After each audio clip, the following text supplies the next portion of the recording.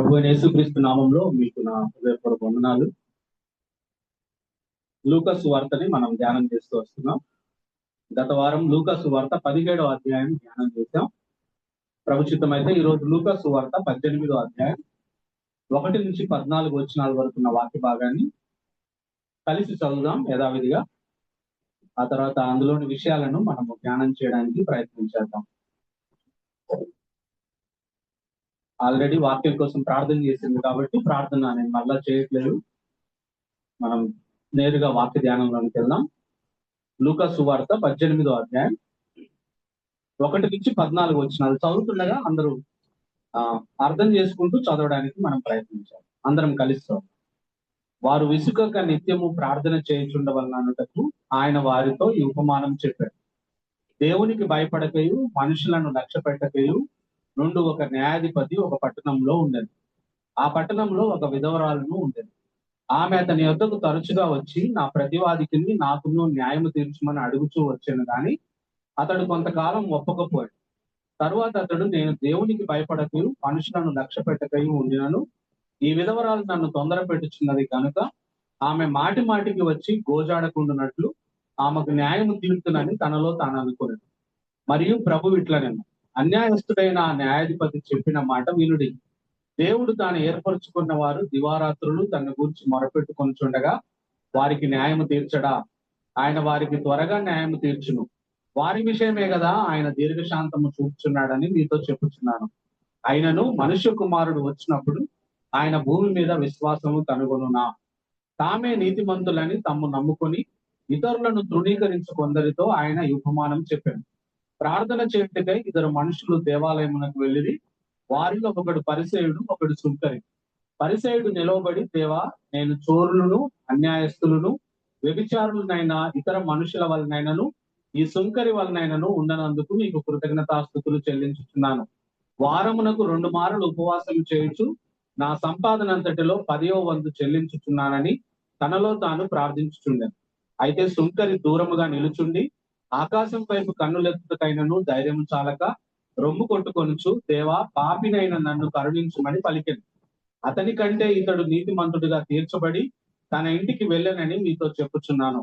తన్ను తాను హెచ్చించుకొని వాడు తగ్గింపబడిననియు తన్ను తాను తగ్గించుకొని వాడు హెచ్చింపబడిననియు చెప్పింది.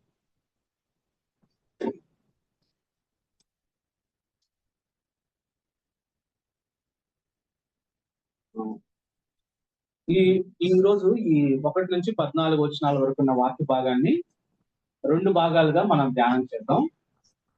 మొట్టమొదటిది 1 నుంచి 8 వచనాల వరకు ఉన్న వాక్య భాగాన్ని ధ్యానం చేద్దాం. ఆ తర్వాత 9 నుంచి 14 వచనాల వరకు ఉన్న వాక్య భాగాన్ని ధ్యానం చేద్దాం. అయితే 1 నుంచి 8 వచనాలు 1 to 8 versus, gospel of Luke 18th chapter 1 to 8 versus లో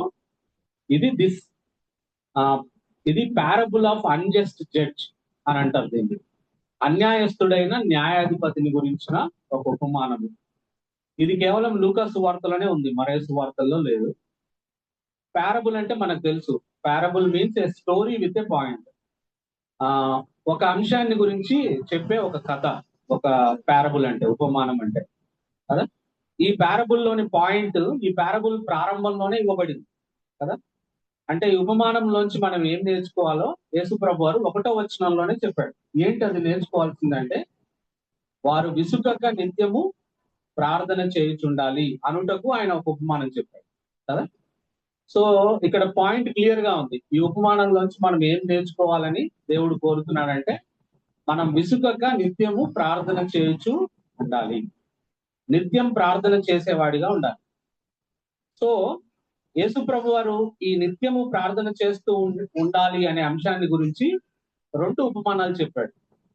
ఒకటేమో లూకా సువార్త 11వ అధ్యాయంలో ఉంటది. అది ఒక పర్సిస్టెంట్ ఫ్రెండ్ గురించి. అంటే ఒక స్నేహితుడు తన స్నేహితుడి దగ్గరికి వచ్చినప్పుడు ఆ స్నేహితుడు తన పక్కనున్న ఇంకొక స్నేహితుడి దగ్గరికి పోయి ఆయన్ను తలుపు తట్టి, మరి నా స్నేహితుడు వచ్చున్నాడు కాబట్టి నాకు ఏదైనా సహాయం చేయమని పదే పదే అడుగుతాడు కదా. స్నేహితుడైనందుకు మరి కాకపోయినా పదే పదే అడుగుతున్నందుకు లేచి అతనికి కావలసిన ఇస్తాడు కదా. అట్లనే మీరు కూడా అడగండి మీకు ఇవ్వబడును, వెతకండి మీకు దొరుకును, తట్టుడి మీకు తీయబడి అని చెప్పాడు యేసుప్రభు వారు. అదొకటి, ఒక ఉపమానం. రెండో ఉపమానం, ఈ ఉపమానం గురించి యేసుప్రభు వారు చెప్తా ఉన్నారు కదా. ఈ ఉపమానం ఏంటంటే ఏ పర్సిస్టెంట్ విడో కదా. యేసు ప్రభు వారు మనకు చెప్తున్న మాట, ఈ రెండు ఉపమానాల నుంచి మనకు చెప్తున్న మాట ఏంటంటే యూ కీప్ ఆన్ ప్రేయింగ్ అంటా ఉన్నాడు. అంటే మనం ఈ భూమి మీద బ్రతికున్నంత వరకు మనం ప్రార్థన చేస్తూనే ఉండాలి. అది ఒకటి చెప్తా ఉన్నాడు. రెండోది డోంట్ గివ్ అప్ అంటా ఉన్నాడు. ప్రార్థనను విడిచిపెట్టొద్దు, మీరు ప్రార్థన చేస్తూనే ఉండాలి. మనం చనిపోయేంత వరకు ప్రార్థనను మనం విడిచిపెట్టకూడదు అని చెప్తా ఉన్నాడు. ఇక్కడ మాత్రమే కాదు, ఈ రెండు ఉపమానాలు మాత్రమే కాదు, బైబిల్లో అనేక వచనాలు మనకు ప్రేయర్ గురించి ఇదే విషయాన్ని తెలియజేస్తా ఉన్నాయి. ఉదాహరణకు కొన్ని వచనాలు చూపిస్తాం కదా. కొలస్సీలకు రాసిన పత్రిక, తీయాల్సిన అవసరం లేదు, నేను చెప్తున్నాను వినండి. కొలస్సీ 4:2 కొలస్సియన్స్ 4:2 ఏమంటాడంటే ప్రార్థన యందు నిలకడగా ఉండి మెలకువగా ఉండుడి అని అన్నాడు. ప్రార్థనలో మనం ఎప్పుడు నిలకడగా ఉండాలి, మెలకువగా ఉండాలి. ఆ తర్వాత తెస్సలోనికలకు రాసిన మొదటి పత్రిక, అంటే ఫస్ట్ తెస్సలోనియన్స్ 5:17 5వ అధ్యాయం 17వ వచనంలో ప్రే వితౌట్ సీజింగ్ అన్నాడు. ఎడతెగక ప్రార్థన చేయండి అన్నాడు.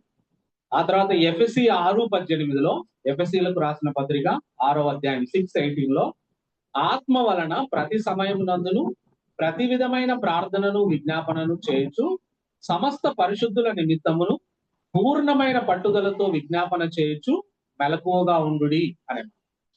అసలు ఎందుకు దేవుడు విసుగక నిత్యం ప్రార్థన చేయమన్నాడు?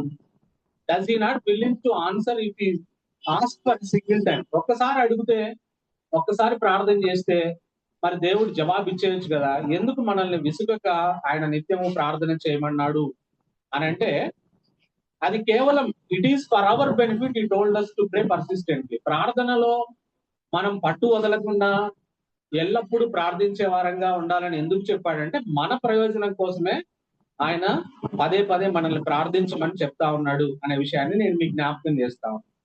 సో కొన్ని బెనిఫిట్స్ చూద్దాం. ఎందుకు ఆ పారబుల్ అయితే అందరికి తెలిసిందే, అయితే ఎందుకు let us see the benefits for being persistent in prayer. ప్రార్థనలో మనం పట్టుదల కలిగి ఉండాలి, ఎందుకు నిత్యం ప్రార్థించే వారంగా ఉండాలని ఎందుకు చెప్పాడు, దానివల్ల ఏంటి ప్రయోజనం అనే కొన్ని విషయాల్ని నేను మీ దృష్టికి తీసుకొని రావడానికి ప్రయత్నం చేస్తాను. మొట్టమొదటిది, ఎందుకు దేవుడు అలా చెప్పాడు, మనం పట్టు వదలక మనము నిరంతరం ప్రార్థించే వారంగా ఉండాలని ఎందుకు చెప్పాడంటే మొట్టమొదటిది ఏంటంటే by being persistent in prayer we are constantly in touch with God కదా. అంటే మనము విసుగక నిత్యం ప్రార్థిస్తూ ఉన్నప్పుడు మనం దేవుడిని నిరంతరం దేవునితో టచ్ లో ఉన్నాం కదా, దేవునితో సంబంధంలో మనం కొనసాగుతూ ఉంటాం అనే విషయాన్ని నేను మీకు జ్ఞాపకం చేస్తా ఉన్నా. Persistent prayer keeps our heart connected to heaven.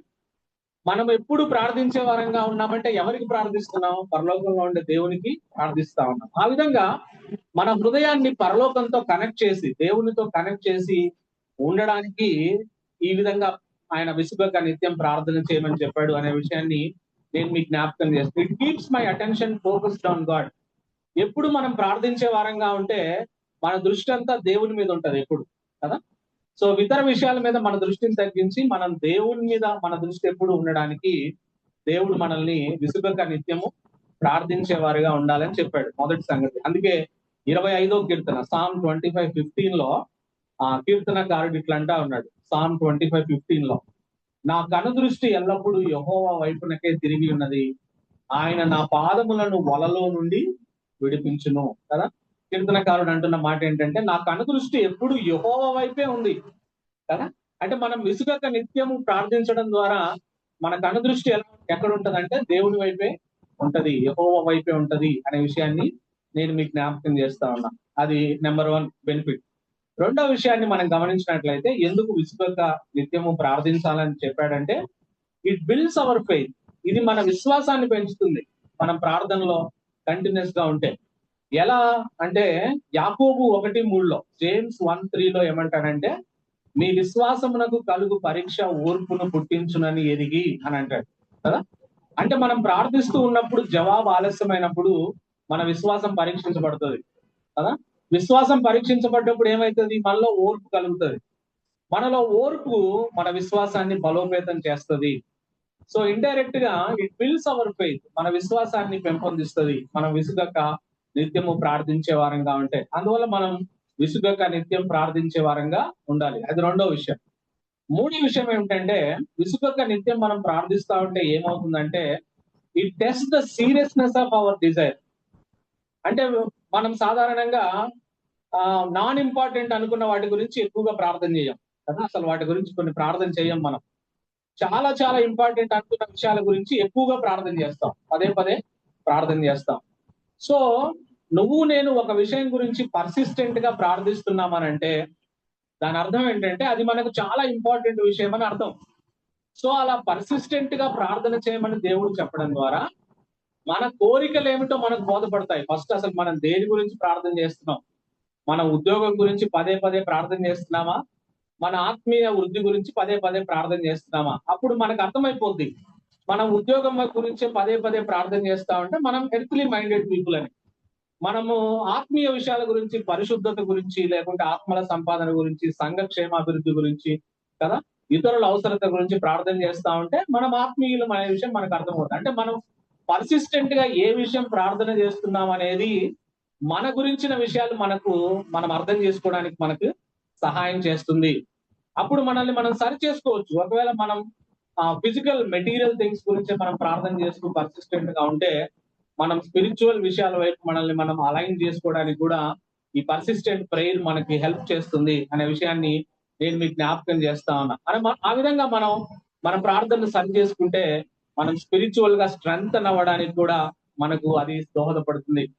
God is far more interested in our character development, not our material needs కదా. దేవుడికి మనలో మన మెటీరియల్స్ నీడ్ తీరుస్తాడు. ఎందుకంటే మొదట నా రాజ్యాన్ని, నా నీతిని వెతకండి, అప్పుడు మీకు ఈ లోకంలో అవసరమైన నేను ఇస్తా అన్నాడు. అయితే దానికన్నా ఎక్కువగా దేవుడికి ఏది ఇష్టం అంటే మనలో మన క్యారెక్టర్ డెవలప్మెంట్ ఇష్టం ఆయనకి కదా. మనం దేనికోసం ప్రార్థన చేస్తున్నాం? సహనం కోసం ప్రార్థన చేస్తున్నామా? ప్రేమ కోసం ప్రార్థన చేస్తున్నామా? ఆత్మల కోసం ప్రార్థన చేస్తున్నామా? సంఘ క్షేమాభివృద్ధి కోసం ప్రార్థన చేస్తున్నామా? మన కోసం మనం ప్రార్థన చేసుకునే వాళ్ళంగా మనం ఉన్నామా అనే విషయం మనకు అర్థమవుతుంది అనే విషయాన్ని నేను మీకు జ్ఞాపకం చేస్తాను. అందుకే 19వ కీర్తన 14వ వచనంలో కీర్తనకారుడు ఏమంటాడు? యెహోవా నా ఆశ్రయ దుర్గమా, నా విమోచకుడా, నా నోటి మాటలను, నా హృదయ ధ్యానమును నీ దృష్టికి అంగీకారములగును గాక. మన నోటి మాటలు, మన హృదయ ధ్యానం దేవుని దృష్టికి అంగీకారం అయ్యే విధంగా ఉండాలి అనే విషయాన్ని నేను మీకు జ్ఞాపకం చేస్తాను. అది తెలుసుకోవడానికి మనకు దేవుడు విసుగక నిత్యము ప్రార్థించమని చెప్పినాడు అనే విషయాన్ని నేను మీకు జ్ఞాపకం చేస్తాను. అది మూడవ సంగతి. నాలుగో సంగతి ఏంటంటే ఎలా మనకి ఇది ఉపయోగపడుతుంది అంటే, it keeps us spiritually alive. మనం ఆత్మీయంగా సజీవంగా ఉండడానికి మనం విసుగక నిత్యం ప్రార్థన చేయడం మనకు హెల్ప్ చేస్తుంది, ఆత్మీయంగా సజీవంగా ఉండడానికి. ఇందాక చదువుకున్నాం తెస్సలోనికలకు రాసిన మొదటి పత్రిక 5వ అధ్యాయం 17వ వచనంలో ప్రే వితౌట్ సీజింగ్, విసుగక నిత్యము ప్రార్థించాలి అనే విషయం చెప్తా ఉంది. అంటే just like breathing keeps body alive, prayer keeps the spirit alive కదా. ఎట్లా మనం నిత్యము శ్వాస తీసుకుంటా ఉంటే శరీరం సజీవంగా ఉంటుందో, అట్లా మనం ఆత్మీయంగా ప్రార్థన చేస్తా ఉంటే మనం ఆత్మీయంగా సజీవంగా ఉంటాం అనే విషయాన్ని త్రూ పర్సిస్టెన్స్ ఇన్ ప్రేయర్ కదా. It keeps our spiritual sensitivity sharp. We become more God dependent rather than self dependent. మనం ఎప్పుడు ప్రార్థించే వారంగా ఉంటే, ప్రతి దాని కోసం ప్రార్థించే వారంగా ఉంటే మనం మన మీద ఆధారపడే వాళ్ళంగా కాకుండా దేవుడి మీద ఆధారపడే వాళ్ళంగా ఉంటాం కదా. మనకు అలవాటైన పనులకు మనం ప్రార్థన చేయం. నేను ఇంతకు ముందు కూడా చెప్పాను, వంట చేసేటప్పుడు వంట నాకు వచ్చిందే కదా అని చేసేస్తాం, కానీ ప్రభువా ఆ వంట చేస్తున్నా నాకు సహాయం చేయి. డ్రైవింగ్ చేసేటప్పుడు నాకు వచ్చు కదా డ్రైవింగ్ అని చేసేస్తాం కదా, కానీ డ్రైవింగ్ చేసేటప్పుడు, వంట చేసేటప్పుడు, ఎవరితో మాట్లాడడానికి వెళ్ళేటప్పుడు ప్రతి విషయం కోసం కదా మనం ప్రార్థన చేయొచ్చు. ఆ విధంగా ప్రార్థన చేయడం ద్వారా స్పిరిచువల్ సెన్సిటివిటీని షార్ప్ గా ఉంచుకోవడానికి కూడా మనకు అది దోహదం చేస్తుంది అనే విషయాన్ని నేను మీకు జ్ఞాపకం చేస్తా ఉన్నా. కాబట్టి it keeps us spiritually alive. మనము ఆత్మీయంగా సజీవంగా ఉండడానికి మనం ఎప్పుడు ప్రార్థన చేసే వారంగా ఉండాలి. చివరి విషయాన్ని మనం చూసినట్లయితే ఇది ఏ విధంగా మనల్ని బెనిఫిట్ చేస్తుంది, విసుగక నిత్యము ప్రార్థించే వారంగా ఉండాలంటే బైబిల్ మనకు చెప్తున్న మాట ఏమిటంటే, God values relationship, not just request కదా. దేవుడికి మనతో సంబంధము సంబంధం ఉండడం ఇష్టం మనకు, మన ప్రార్థన మనవుల కన్నా కదా. అంటే ప్రార్థన ద్వారా దేవుడు ఏం చేయాలనుకుంటున్నాడంటే మనతో ఒక సంబంధాన్ని మెయింటైన్ చేయాలని అనుకుంటా ఉన్నాడు కదా. మనం నిరంతరం ఆయనతో కాంటాక్ట్ లో ఉండాలి, మనం నిరంతరం ఆయనకు చెప్పాలి, ఆయన హెల్ప్ తీసుకోవాలి, ఎప్పుడు ఆయన దగ్గరికి వెళ్ళాలి, ఆయన సన్నిధిని వెతకాలి, ఆయనతో సహవాసాన్ని ఎతకాలనేది దేవుడి ప్రైమరీ రోల్ అయి ఉంటుంది ప్రార్థన ద్వారా, ఆ ప్రైమరీ డిజైర్ అయి ఉంటుంది అనే విషయాన్ని నేను మీకు జ్ఞాపకం చేస్తాను. థియోడర్ క్యూలర్ అనే ఒక దేవుని సేవకుడు ఇలా చెప్పాడు ప్రేయర్ గురించి. థియోడర్ క్యూలర్ అనే ఆయన, prayer is not casting a fishing line with a hook towards God to catch from him blessing, but to cast a line towards God so that he might pull our selves closer to him అని అన్నాడు కదా. ప్రార్థన అంటే మనమేదో చేపను పడ్డానికి ఎర వేసినట్టు ఒక ఎర వేసి దేవుడి దగ్గర నుంచి ఆశీర్వాదం తీసుకోవడం కాదు ప్రార్థన ఆయన అన్నమాట కదా. ప్రార్థన అంటే చేపలు పట్టుకునే ఎర ఒకటి దేవుడి దగ్గరికి వేసి అక్కడి నుంచి ఒక ఆశీర్వాదం తీసుకోవడం కాదు ప్రార్థన. అది మనము దేవుడి దగ్గరికి ఒక ఎర వేసినప్పుడు లేదా మన ప్రార్థన వెళ్ళినప్పుడు ఆయన దాని ద్వారా మనల్ని ఆయన దగ్గరికి తీసుకుంటాడు, మనల్ని లాక్కుంటాడు ఆయన ప్రార్థన ద్వారా. అది ప్రార్థన యొక్క గోల్ అయి ఉంటుంది అనే విషయాన్ని ఆయన చెప్పినాడు అనే మాట నేను మీకు జ్ఞాపకం చేస్తా ఉన్నా. So prayer is not a transaction, it is a communion కదా. ప్రార్థన అంటే అదేదో ఒక లావాదేవీ కాదు, నాకు కావాల్సింది నువ్వు, నీకు కావాల్సింది నేను ఇస్తా, నీకు కావాల్సింది ప్రార్థన కదా, నువ్వు ప్రార్థన తీసుకో ప్రభువా, నువ్వు నాకు కావాల్సిన ఆశీర్వాదం ఈ అండం కాదు. ప్రార్థన అంటే ఒక సహవాసం దేవునితో, మనం ఎప్పుడు ఆ కమ్యూనియన్ లో ఉండాలి కదా. Persistent prayer deepens intimacy. మనం విసుగక నిత్యము ప్రార్థన చేస్తా ఉంటే ఏమవుతుందంటే దేవునితో మనకున్న సాన్నిహిత్యం పెరుగుతుంది, దేవునికి మనం సన్నిహితులం అవుతాం. It will increase trust on God, దేవుని పట్ల మనకున్న విశ్వాసం కూడా పెరుగుతుంది. We will be strengthens in love, ప్రేమలో కూడా మనము బలోపేతం అవుతాం అనే విషయాన్ని నేను మీకు జ్ఞాపకం చేస్తా ఉన్నా. అందుకే కదా యాకోబు 4:8 రాయబడ్డ మాట, దేవుని యొద్దకు రండి అప్పుడు ఆయన మీ యొద్దకు వచ్చును అనే మాట. కాబట్టి పదే నిరంతరం ప్రతిరోజు మనం దేవుడి దగ్గరికి వెళ్ళాలి, దేవుని వైపు చూడాలి, విసుగక నిత్యం ప్రార్థించే వారుగా ఉండాలని చెప్పే విషయాన్ని యేసు ప్రభు వారు మనకి ఉపమానంలో చెప్పాడు. ఈ ఉపమానం చెప్పడానికి కారణం అది అనే విషయాన్ని ఈ సందర్భంగా నేను మీకు జ్ఞాపకం చేస్తా ఉన్నా కదా. సో పైన చెప్పబడిన ఈ అద్భుతమైన ఉపయోగాల కొరకే దేవుడు మనల్ని విసుగక నిత్యము ప్రార్థించమని చెప్పాడు కదా. అందువల్ల ప్రార్థనను డ్యూటీ లాగా కాకుండా ఒక ప్రివిలేజ్ లాగా మనం భావించాలి కదా. The best way to pray according to Jesus is just keep doing it, don't lose heart, don't give up కదా.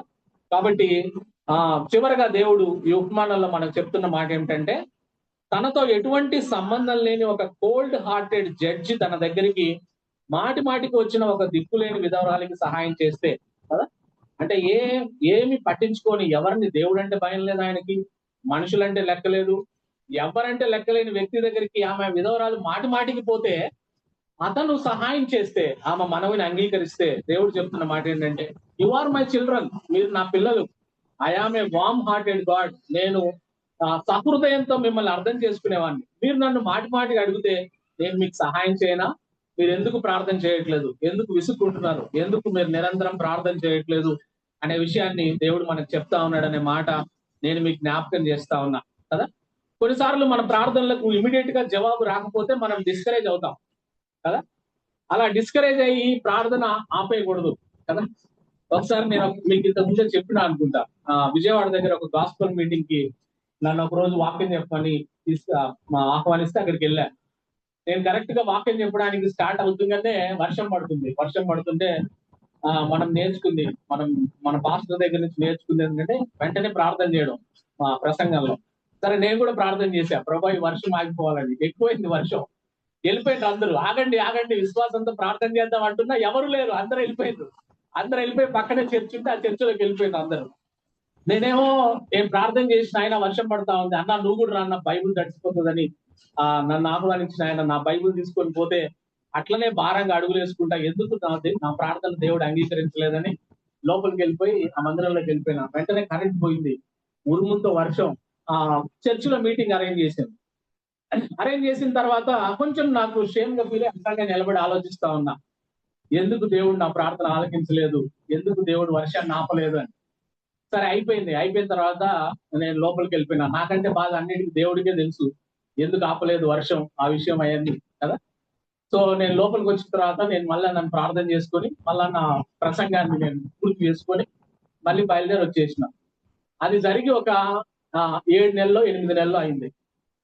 ఈ 8 నెలల్లో దేవుడు ఆ రోజు నా ప్రార్థన ఆలకించలేదని చెప్పి నేను దేవుడి మీద అలిగి నేను ప్రార్థన చేయకపోతే నా అంత లూజర్ ఈ ప్రపంచంలో ఎవడు ఉండేవాడు కాదు. ఆ తర్వాత అనేక ప్రార్థనలకు దేవుడు ఆన్సర్ చేసిండు. కనీసం ఒక 30-40 ఈ 8 నెలల్లో ఒక 30-40 ప్రార్థనలకు దేవుడు ఆన్సర్ చేసిండు కదా. ఒకవేళ నేను ఆ రోజు ఇంకా దేవుడు నా ప్రార్థన అంగీకరించలేదు, అందరి ముందు నాకు షేమ్ అయిపోయిందని చెప్పి నేను ప్రార్థన చేయడం మానేస్తే ఎవరు నష్టపోతారు? దేవుడికి ఏం నష్టం లేదు, నేనే నష్టపోతా కదా. నేను ఆత్మీయ జీవితంలో వెనకడిగేస్తా, నేనే అన్నింటిలో ఇబ్బంది పడతా. ఎందుకు ఆ రోజు నేను ప్రార్థన చేస్తే జవాబు ఇవ్వలేదని అయితే రేపు పొద్దున్న దేవుడి దగ్గరికి పోతే నేను అడుగుతా. అది నా మనసులో ఉంటది, ప్రభువా ఎందుకు నేను ఇట్లా ప్రార్థన చేస్తే నువ్వు జవాబు ఇవ్వలేదని. అది దేవుడికే తెలుసు, నాకు తెలియదు ఆ విషయం కదా, నాకు ఇప్పటికీ తెలియదు. అయినా సరే నేను ప్రార్థనలో వెనకంజ వేయడానికి లేదు అనే విషయాన్ని ఈ సందర్భంగా నేను మీకు జ్ఞాపకం చేస్తా ఉన్నా కదా. ఒక సేవకుడు ఇలా అన్నాడు, దేవుడి దగ్గర నుంచి ఎప్పుడైనా 4 రకాల జవాబులు వస్తాయి మనం ప్రార్థన చేసినప్పుడు. If it is not good for you he will say no కదా. ఏదైనా మనం దేవుడిని అడిగినప్పుడు అది మనకు మంచిది కాకపోతే దేవుడు ఏం చెప్తాడు చెప్పండి? ఏమంటాడు? నో అంటాడు. ఏమంటాడు? నో అంటాడు. అంటే అది మనకు మంచిది కాకపోతే దేవుడు నో అంటాడు. ఫర్ ఎగ్జాంపుల్ పౌలు కదా, పౌలు నా శరీరంలో ముళ్ళును తీసేయమని 3 సార్లు దేవుడిని అడిగితే దేవుడు ఏమన్నాడు? నా కృప నీకు నో అన్నాడు. No, my grace is sufficient for thee. ఆ ప్రార్థన అంగీకరించలే. ఆయన చచ్చిపోయిన వాళ్ళని కూడా లేపిండు పౌలు, కానీ ఆయన శరీరంలో ముళ్ళు విషయం ప్రార్థన చేస్తే దేవుడు ఏమన్నాడు? నో అన్నాడు. అంటే if it is not good for us God will say no. రెండవ జవాబు ఏంటంటే దేవుని దగ్గర నుంచి వచ్చేది, if you are not able to handle it he will say grow. మనం అడిగేది మనం పొందుకుంటే అప్పుడు దాన్ని మనం హ్యాండిల్ చేయలేకపోతే దేవుడు ఏమంటాడు? గ్రో అంటాడు. అంటే ఎదగాలి, నువ్వు ఇంకా టైం ఉంది, నువ్వు ఎదగాల్సిన అవసరం ఉంది. ఆ ఆశీర్వాదాన్ని లేకుంటే ఆ జవాబును నువ్వు హ్యాండిల్ చేయలేవు అంటాడు. దీనికి క్లాసిక్ ఎగ్జాంపుల్ ఎవరంటే మోసే కదా. మోసే 40 సంవత్సరాల వయసులో ఇశ్రాయేల్ ప్రజలకు నాయకత్వం వహించాలనుకున్నాడు, కానీ దేవుడు ఏమన్నాడు? గ్రో అన్నాడు. గ్రో అని ఆయన్ని అరణ్యంలోనికి పంపించి ఇంకో 40 సంవత్సరాలు ట్రైనింగ్ ఇచ్చి ఆ తర్వాత గో అన్నాడు కదా. అంటే మోసే విషయంలో దేవుడు నాయకుడిగా ఉండడానికి 40 సంవత్సరాలు అప్పుడు ఒప్పుకోలేదు, 80 సంవత్సరాలు అప్పుడు ఒప్పుకున్నాడు. అది రెండో విషయం. మూడో విషయం ఏంటంటే, if he feels it is not right time to give he will say slow కదా. అంటే ఇది ఈ టైంలో మనం అడుగుతాం, ఈ టైంలో నాకు కావాలి అని, అది ఆ టైంలో ఇవ్వకూడదని దేవుడు అనుకుంటే దేవుడు ఏమంటాడు? స్లో అంటాడు. అంటే ఇంకా టైం ఉంది, నిదానంగా ఇస్తాను అని. ఫర్ ఎగ్జాంపుల్ లాజరు సిక్ అయినప్పుడు మార్తా మరియా యేసు ప్రభువుకి కబురు పెట్టినప్పుడు యేసు ప్రభు ఫ్రెండ్ కాబట్టి లాజరు యేసు ప్రభు పరిగెత్తుకుంటూ రావాలి, కానీ యేసు ప్రభు స్లో అన్నాడు కదా. స్లో అని చనిపోయి 4 రోజులైన తర్వాత వచ్చిండు యేసు ప్రభు, అప్పుడే గొప్ప మహిమ దేవునికి కలిగింది కాబట్టి స్లో అంటాడు. అది మూడో ఆన్సర్. నాలుగోది ఏంటంటే, if you feels it is proper time on you and you can handle if it is good for you he will say go కదా. అంటే అది సరైన సమయం అయితే నువ్వు దాన్ని హ్యాండిల్ చేయగలిగితే ఖచ్చితంగా అప్పుడు దేవుడు దానికి ఎస్ అంటాడు, గో అంటాడు అనే విషయాన్ని ఈ సందర్భంగా నేను మీకు జ్ఞాపకం చేస్తా ఉన్నా. కాబట్టి ఇవన్నీ ఇంతసేపు ఈ విషయం గురించి మాట్లాడుకోవడం వెనక మనకున్న ఉద్దేశం ఏంటంటే, మనం ఎప్పుడు విసుగక నిత్యము ప్రార్థించే వారంగా ఉండాలి. Don't lose heart in prayer regarding prayer. ప్రార్థనలో మనం ఎప్పుడు మన హార్ట్ ని కోల్పోకూడదు, ఎప్పుడు మనం ప్రార్థించే వారంగానే ఉండాలి. న్యూ టెస్టిమెంట్ లో 20 సార్లు దేవుడు ఆస్క్ అన్నాడు, 20 times ఆస్క్, అడగండి అని అన్నాడు కదా. అంటే ఒకసారి చెప్తే అర్థం కాదని కాబోదు, 20 సార్లు చెప్పాడు కదా. మనం అడిగే వారంగానే ఉండాలి అనే విషయాన్ని ఈ సందర్భంగా నేను మీకు జ్ఞాపకం చేస్తా ఉన్నా. ఆ తర్వాత 8వ వచనంలో ఏమంటాడంటే, 8వ వచనం అదంతా ప్రార్థన గురించి చెప్పి 8వ వచనంలో ఏమంటున్నాడు?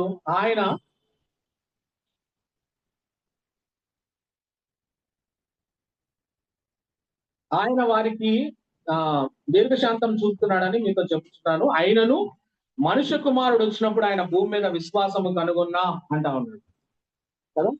ఇక్కడ చెప్పాలి మీరు, ప్రార్థనకి విశ్వాసానికి ఏం సంబంధం? ఇప్పుడు దాకా ప్రార్థన విశ్వక నిత్యం ప్రార్థించేవారుగా ఉండాలి అని చెప్తూ చివరిలో ఏమంటున్నాడు? ఆయనను మనుష్య కుమారుడు భూమి మీదకి వచ్చినప్పుడు విశ్వాసం కనుగొన్నా అని అంటాం. ఏంటి ఆయన ఉద్దేశం అంటే, దాని అర్థం ఏంటంటే, ఆయన ఉద్దేశం ఏంటంటే, విశ్వాసానికి ప్రార్థనకి ఆయన ముడిపెట్టిన విషయం ఏంటంటే, ఫెయిత్ దట్ కీప్స్ ప్రేయింగ్. అంటే మనం విశ్వాసం ఉంటేనే కదా ప్రార్థన చేస్తాం కదా. సో ప్రార్థన చేసే వారంగా ఉండే విశ్వాసం నేను కనుగొంటానా అని అన్నాడు. ఫెయిత్ దట్ కీప్స్ ప్రేయింగ్ కదా. రెండోది ఫెయిత్ దట్ వెయిట్స్, అంటే దేవుళ్ళు ఎదురు చూడటం. మన ప్రార్థనకు జవాబు రాకపోతే మనం నిలిచి ఉండి ఎదురు చూడాలి. అంటే ఎదురు చూసే విశ్వాసం, ప్రార్థనలో కొనసాగే విశ్వాసం. Faith that trust God's justice, దేవుడి న్యాయాన్ని నమ్మే విశ్వాసం.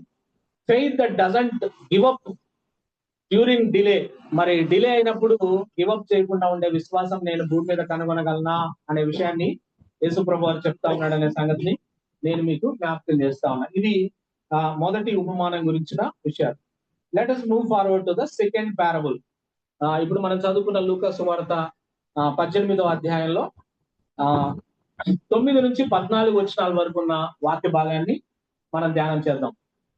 ఇది parable about tax collector and Pharisee కదా. పరిసయ్యుడు మరియు సుంకరి ప్రార్థనకు సంబంధించిన ఉపమానం, ఈ రెండవ ఉపమానం. దీని ద్వారా కూడా అద్భుతమైన విషయాలు యేసు ప్రభు వారు మనకు నేర్పిస్తా ఉన్నాడు కదా. ఇది ఎవరికి చెప్తా ఉన్నాడు ఆయన అంటే, ఇక్కడ చూడండి, నేను చదువుతున్నా 9వ వచనం. తామే నీతిమంతులని తమ్ము నమ్ముకొని ఇతరులను తృణీకరించు కొందరితో ఆయన ఉపమానము చెప్పెను అనే మాట. ఎవరితో చెప్తా ఉన్నాడు అని అంటే, తామే నీతిమంతులని ఇతరులను తృణీకరించే వారితో ఈ ఉపమానం చెప్తా ఉన్నాడు కదా. ఈ పారబుల్ మనం చాలా లైట్ గా తీసుకుంటాం, కానీ ఇక్కడ ఉన్న వాళ్ళు ఎవరు లైట్ గా తీసుకోవడానికి లేదు. This parable is about our eternal destiny. ఈ ఉపమానము మనము నిత్యత్వంలో ఎక్కడ ఉండాలి అనేది డిసైడ్ చేసే ఉపమానం ఇది. అర్థమవుతుంది అంటే, చనిపోయిన తర్వాత రెండే ప్లేస్లు ఉన్నాయి ఎటర్నల్ డెస్టినీ, ఒకటి పరలోకం, ఒకటి నరకం. సో ఇది చాలా ప్రాముఖ్యమైన ఉపమానం. ఇది మన నిత్యత్వాన్ని, అంటే మనం చనిపోయిన తర్వాత పరలోకంలో ఉండాలా నరకంలో ఉండాలని తెలియజేసే ఉపమానం. కాబట్టి ఇది చాలా సీరియస్ గా దీన్ని మనం ధ్యానించవలసిన అవసరం ఉంది అనే విషయాన్ని నేను మీకు జ్ఞాపకం చేస్తా ఉన్నా కదా. అంటే ఈ పారబుల్లో యేసు ప్రభు చెప్పిన సందేశం విని విధేయత చూపిన వాళ్ళు వాళ్ళ నిత్యత్వాన్ని పరలోకంలో అనుభవిస్తారు, పరలోకంలో ఉంటారు. ఈ పారబుల్లో యేసు ప్రభు చెప్పిన విషయాన్ని విని దాన్ని లెక్క చేయకపోతే వాళ్ళు నరకంలో ఉంటారు. జాగ్రత్త కదా. సో ఇది మనం పరలోకం నరకానికి సంబంధించిన ఉపమానం ఇది. అందువల్ల చాలా జాగ్రత్తగా దీన్ని మనం ధ్యానం చేయవలసిన అవసరత ఉంది కదా. ఇది పరలోకానికి నరకానికి సంబంధించిన ఉపమానం కాబట్టి ఇది చాలా జాగ్రత్తగా మనం ధ్యానం చేద్దాం, మన మనసు పెడదాం, పిల్లలు కూడా.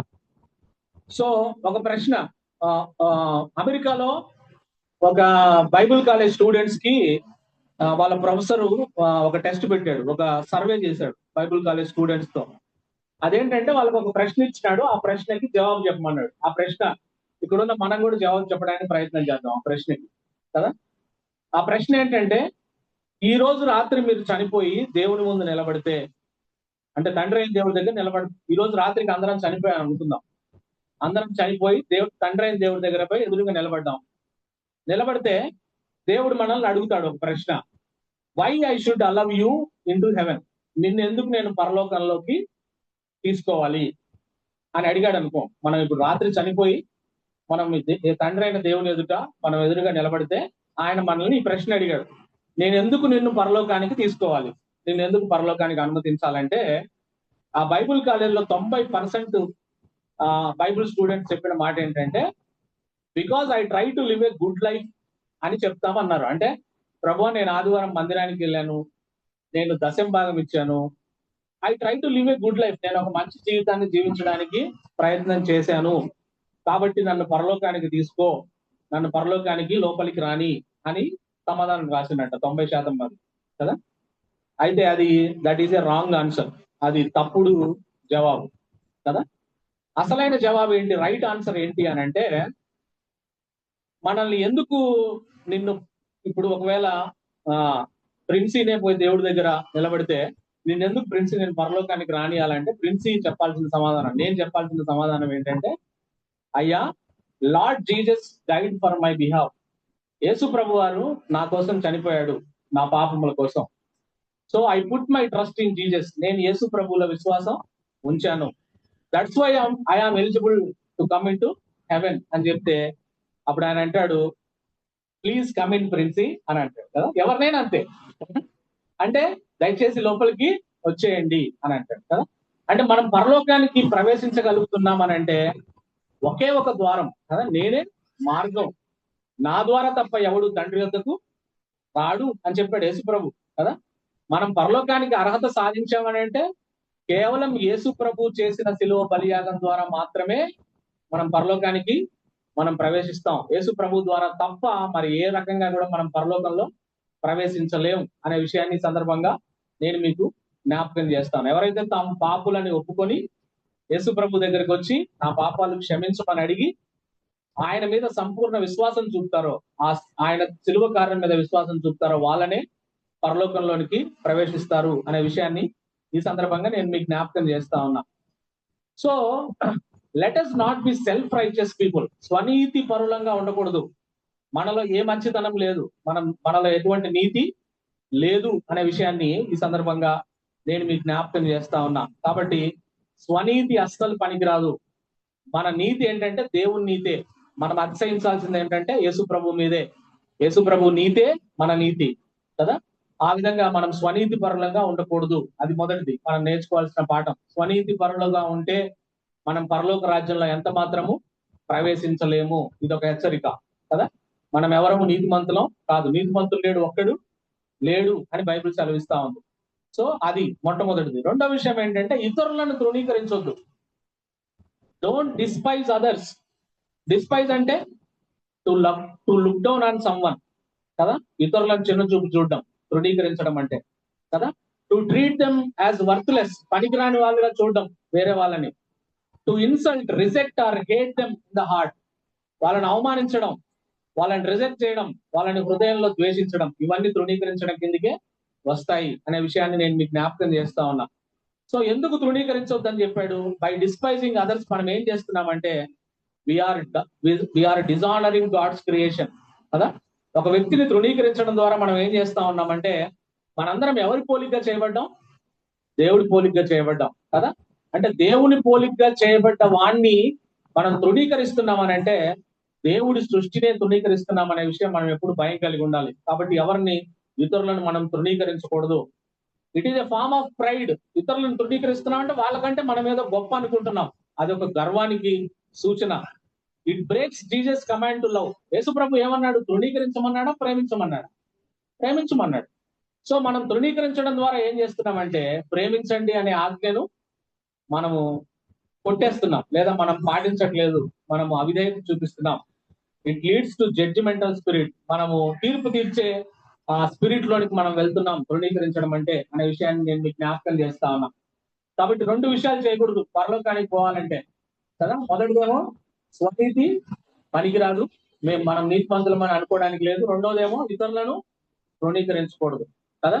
ఫర్ ఎగ్జాంపుల్, ఆ వ్యభిచారంతో పట్టబడిన స్త్రీ రెడ్ హ్యాండెడ్ గా పట్టుకుని ఆమెను యేసు ప్రభు దగ్గరికి వస్తే యేసు ప్రభు ఏమన్నాడు? మీలో పాపం చేయని వాడు రాయేయండి అన్నాడు. మనందరం అక్కడ ఉన్నాం అనుకో, మనం వేస్తాం ఆ రాళ్ళు?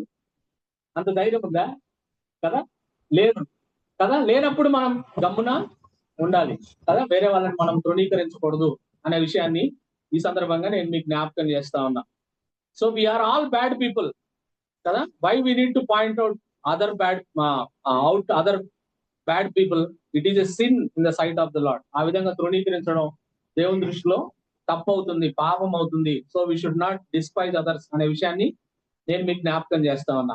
ఆ తర్వాత ముందుకెళ్తే ఉపమానంలో 20వ వచనంలో ప్రార్థన చేయుటకై ఇద్దరు మనుషులు దేవాలయమునకు వెళ్ళిరి అనే మాట కదా. ఇద్దరు ఎక్కడికి వెళ్ళారంట? ఎవరు వింటున్నట్టే లేదు. దేవాలయం అంటే చర్చికి వెళ్ళారు కదా. చర్చికి వెళ్ళారు. సో ఇద్దరు మనుషులు ఉన్నారు, ఇద్దరు చర్చికి వెళ్ళారు. So we need to go to church regularly కదా. సమయం వచ్చింది కాబట్టి చెప్తున్నా, మనం మందిరానికి తప్పకుండా వెళ్ళాలి కదా. లేవీకాండం 23వ అధ్యాయం 3వ వచనంలో ఆ మాట పాత నిబంధనలో ఉంటది. యేసు ప్రభు వారు ఈ లోకంలో ఉన్నప్పుడు కూడా ఆయన గురించి రాయబడిన ఒక అద్భుతమైన మాట ఏంటంటే, ఆయన వాడుక చొప్పున సమాజ మందిరంలోనికి వెళ్ళి అని ఉంటుంది. వాడుక అంటే అలవాటు కదా. అంటే యేసు ప్రభు మందిరానికి వెళ్ళడం ఆయన వాడుక, అలవాటు అది కదా. లూకా సువార్త 4వ అధ్యాయం 16వ వచనంలో ఉంటది అది. తర్వాత ఆయన తన వాడుక చొప్పున విశ్రాంతి దినమున సమాజ మందిరమునకు వెళ్ళి అనే మాట. యాక్ట్స్ 5:42 లో కూడా ఇట్ ఈస్ ఎ వాడుక ఫర్ అపోస్తల్స్ ఆల్సో.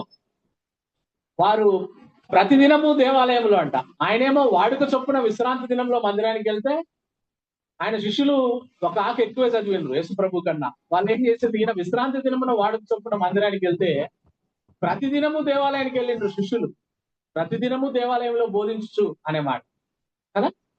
కాబట్టి యేసు ప్రభు విశ్రాంతి దినం రోజు మందిరానికి వెళ్తే, అంటే ఆదివారం, అంటే ఆ రోజు శనివారం, దాన్ని ఆదివారం అనుకుందాం మనం కొత్త నిబంధనలో.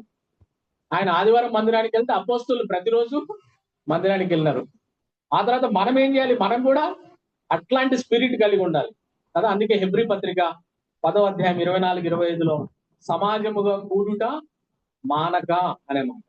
కాబట్టి మందిరానికి ఎప్పుడు మనం మానుకోకూడదు. మన యేసు ప్రభు చూపించిన మాదిరి అది, అపోస్తులు చూపించిన మాదిరి అది కదా. కొంతమంది అసలు కొన్ని సాక్ష్యాలు చూస్తే వాళ్ళ నడుము కూడా వంగలేని వాళ్ళు వీల్ చైర్లలో మందిరానికి వచ్చిన వాళ్ళు ఉన్నారు. ఆదివారం వీల్ చైర్లలో సెలైన్ బాటిల్స్ తో మందిరానికి వచ్చిన వాళ్ళు ఉన్నారు.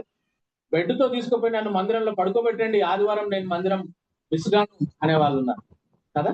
మనం మందిరానికి అంత ప్రాధాన్యత ఇవ్వాలి, అది మన సీరియస్నెస్ కి సంబంధించిన విషయం అనే మాట నేను మీకు జ్ఞాపకం చేస్తా ఉన్నా కదా.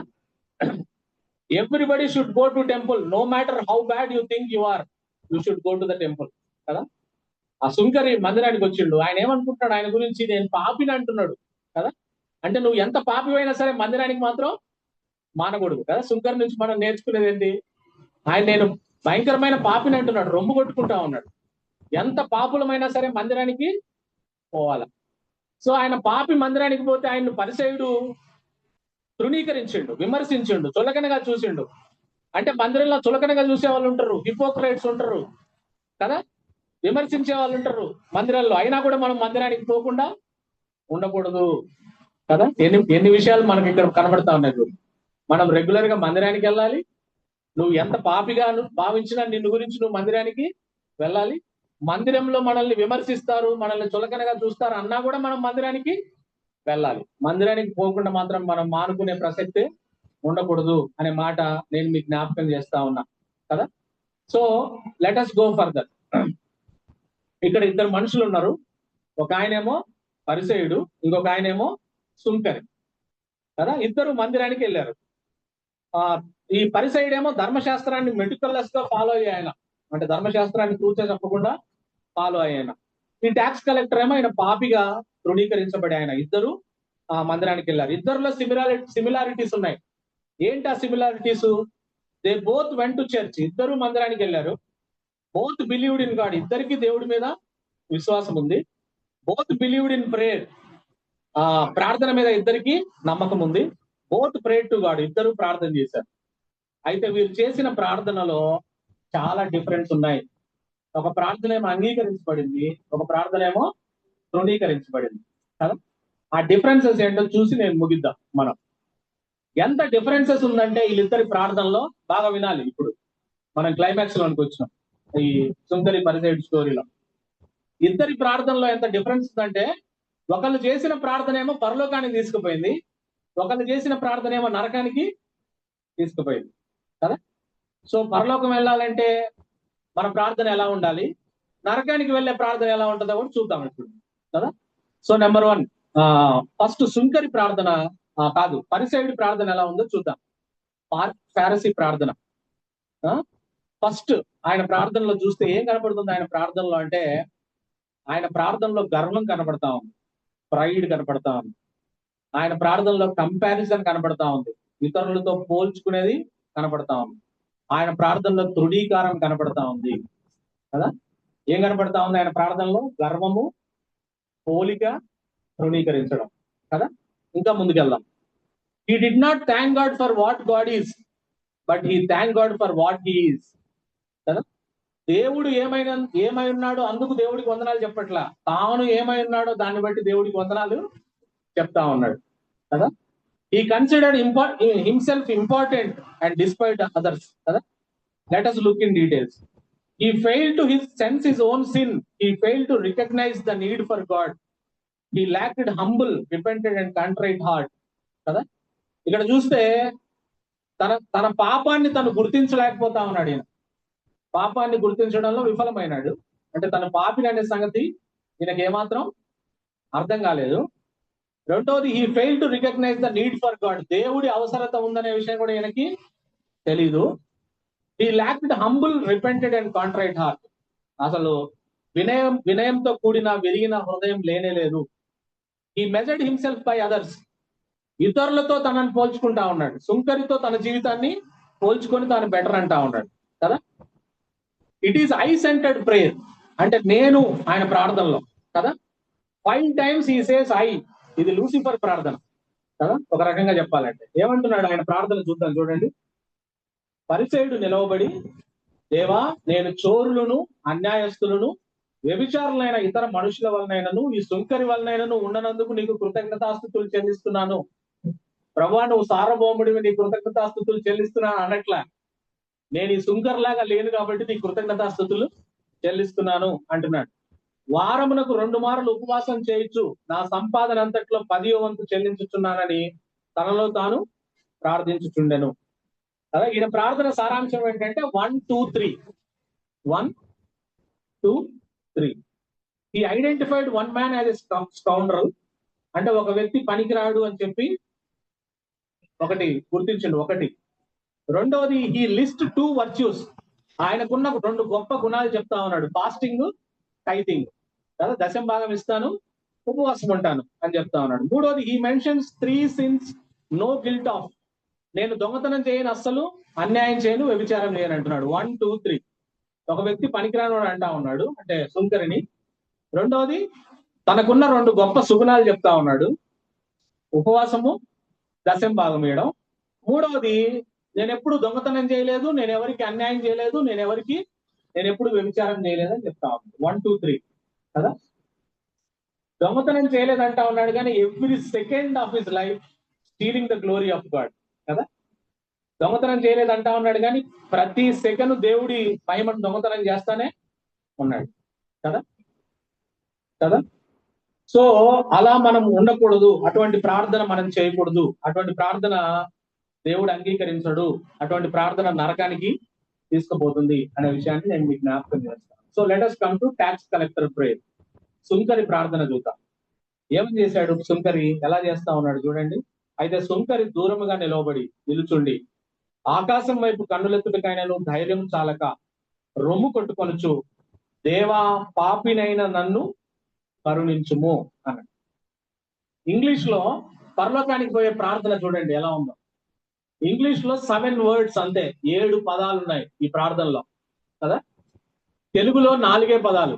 ఇంగ్లీష్ లో 7 పదాలు, తెలుగులో 4 పదాలు. ఏంటా 7 పదాలు? God be merciful to me a sinner. కదా, తెలుగులో ఇంకా సులువు, దేవా, పాపినైన నన్ను కరుణించు అనే మాట. కదా, ఈ ప్రార్థన మనం చేయాలి మన జీవితంలో. కదా, దేవా, పరలోకం వెళ్ళాలంటే దేవా, పాపినైన నన్ను కరుణించు అనే చిన్న ప్రార్థన. కదా, అయితే ఆయన ఈ ప్రార్థనలో ఏం కనపడతా ఉంది అని అంటే, ఆయన దూరంగా నిల్చున్నాడంట, దేవుడి మందిరంలోనికి రాకుండా. అంటే వినయం కనపడతా ఉంది ఆయన ప్రార్థనలో, హ్యూమిలిటీ ఉంది ఆయన ప్రార్థనలో.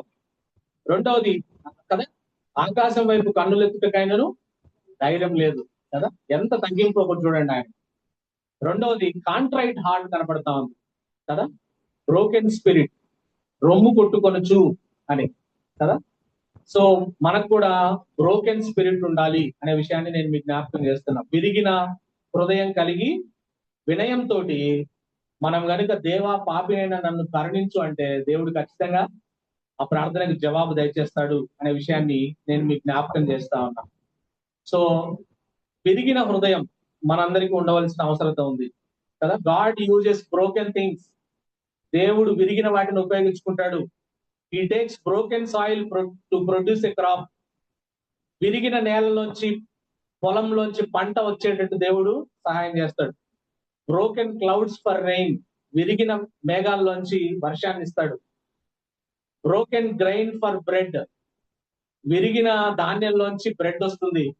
విరిగిన బ్రెడ్ లోంచి స్ట్రెంత్ వస్తుంది కదా. విరిగిన ఆల్బెస్టార్ జార్ లోంచి పర్ఫ్యూమ్ వచ్చింది కదా. ఆల్బెస్టర్ జార్ లోంచి ఆ ఇల్లంతా సువాసనతో నిండింది. Broken Peter return with great power. విరిగిన పేతురు గొప్ప శక్తితోటి తిరిగి సంఘాన్ని కట్టేవాడిగా తయారయ్యాడు కదా. సో ఇక్కడ ఇద్దరు వచ్చారు ప్రార్థనకి, పరిసేయుడు, సుంకరి. పరిసేయుడు ఎలా వచ్చాడు అలా వెళ్ళిపోయాడు, ఏం మార్పు లేదు. స్వనీతి మంత్రుడుగా వచ్చాడు కదా, ఇతరులను తృణీకరించేవాడిగా వచ్చాడు, అలాగే వెళ్ళిపోయాడు. ఆయన ప్రార్థన అంగీకరించలే, నరకానికి వెళ్ళిపోయాడు ఆయన. కానీ సుంకరి వచ్చి ప్రార్థన చేసి, ఆ చిన్న ప్రార్థన చేసి నీతిమంతుడిగా తీర్చబడి అక్కడి నుంచి వెళ్ళిపోయాడు, పరలోకానికి వెళ్ళిపోయినాడు అనే విషయాన్ని. సో ఇక్కడ మనకు రెండే ఆప్షన్స్. పరలోకానికి వెళ్ళాలంటే మనము వినయంతో, విరిగిన హృదయంతో, పాపినైన దేవా, పాపినైనా నన్ను కరుణించని అడగాలి. అప్పుడు మనం పరలోకానికి వెళ్తాం కదా. లేదు నరకానికి వెళ్ళాలి అని అంటే కదా, ఇతరులను తృణీకరిస్తూ తామే నీతిమంతులు అనుకుని కదా 1, 2, 3 ప్రేయర్ చేసేవాళ్ళు నేరుగా నరకానికే వెళ్ళిపోతారు అనే విషయాన్ని నేను మీకు జ్ఞాపకం చేస్తా ఉన్నా. దేవుడు ఈ మాటలు దీవించుకున్నాడు. Pharisees prayer, you cannot say it was a prayer, right? He went to inform God how good he was.